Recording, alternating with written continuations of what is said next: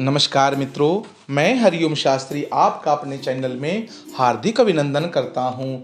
आज मैं सुनाने जा रहा हूं आपको शारदीय नवरात्रि के तीसरे दिन की व्रत कथा। सर्वप्रथम हम चंद्रघंटा माँ का ध्यान करेंगे। पिंडज प्रवर आरूढ़ा चंडोकप वस्त्रे युता प्रसादम तनुते मह्यम चंद्रघंटेति व्यूश्वतः। इसका अर्थ है, पिंडज पर अच्छी तरह से आरूढ़ चंडकोप अस्त्रों से युक्त चंद्रघंटा इस नाम से विख्यात देवी प्रसन्न होने पर पक्ष का विस्तार करती हैं। भगवती दुर्गा जी की तीसरी शक्ति का नाम चंद्रघंटा है। नवरात्रि की उपासना में तीसरे दिन इन्हीं के विग्रह का पूजन आराधना किया जाता है। इनका स्वरूप परम शांतिदायक और कल्याणकारी है। इनके मस्तक में घंटे के आकार का अर्धचंद्र है, इसी के कारण इन्हें चंद्रघंटा देवी कहा जाता है। इनके शरीर का रंग स्वर्ण के तुल्य चमकीला है। ये 10 हाथों से युक्त हैं। इनके 10 हाथों में खड्ग आदि शस्त्र और बाण आदि अस्त्र विभूषित हैं। इनका वाहन सिंह है। इनके घंटे किसी भयानक चंड ध्वनि के से अत्यंत दानव दैत्य राक्षस सदैव कांप्यमान रहते हैं। शारदीय नवरात्रों की दुर्गा उपासना में तीसरे दिन की पूजा का अत्यंत महत्व है। इस दिन साधक का मन मणिपुर चक्र में प्रवेश होता है। भगवती चंद्रघंटा की कृपा से उन्हें अलौकिक वस्तुओं के दर्शन होते हैं, दिव्य सुगंधित की अनुभव होता है और विधिवत प्रकार से सुंदर सुंदर ध्वनियां सुनाई देती हैं। ये क्षण साधक के लिए अत्यंत सावधान रहने के लिए होते हैं। भगवती चंद्रघंटा की कृपा से साधक के समस्त पाप व बाधाएं स्वयं ही विनष्ट हो जाती हैं। इनकी आराधना साध्य फलदायिनी कही गई है।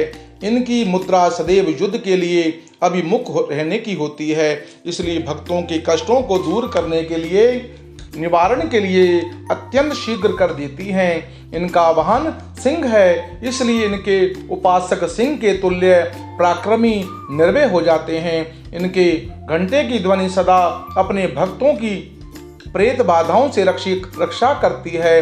इनका ध्यान करते ही शरणागत की रक्षा के लिए इस घंटे की ध्वनि निंदित हो उठती है।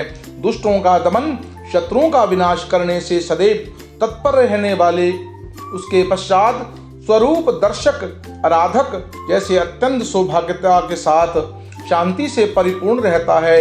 इनकी आराधना से प्राप्त होने वाला एक बहुत बड़ा सद्गुण यह भी है कि साधक में वीरता, निर्भयता के साथ ही सौभाग्यता और विनम्रता का भाव भी बढ़ जाता है। उनके मुख, नेत्र, संपूर्ण शरीर में कांति गुण की वृद्धि होती है।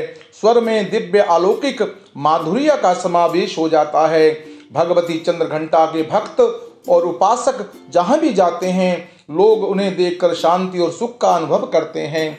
साधक को चाहिए अपने मन, वचन, कर्म और शरीर को विहित विधि विधान के अनुसार पूर्णतः शुद्ध एवं पवित्र कर भगवती चंद्रघंटा के शरणागत होकर उनकी पूजा अर्चना, उपासना और आराधना में तत्पर हो। इनकी उपासना से मनुष्य समस्त संसारिक कष्टों से मुक्त होकर सहज ही परम पद का अधिकारी बन सकता है।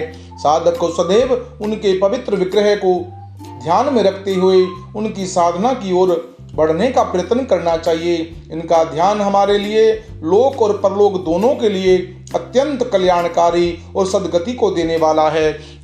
मित्रों, भगवती माता के चंद्रघंटा के तीसरे स्वरूप का जो नित्य प्रतिदिन जो ध्यान करता है, उनका पूजा करता है, इनके मंत्रों का जाप करता है, माँ भगवती की कृपा उन पर और उनके कुल पर सदा बनी रहती है। शत्रुओं का दमन होता है और परम सुख की प्राप्ति होती है। मित्रों, अगर यह वीडियो आपको अगर अच्छी लगी हो, आप अपने इस चैनल को सब्सक्राइब करें और बेल आइकन के बटन को दबाकर और कमेंट बॉक्स में जय माता की अवश्य लिखें।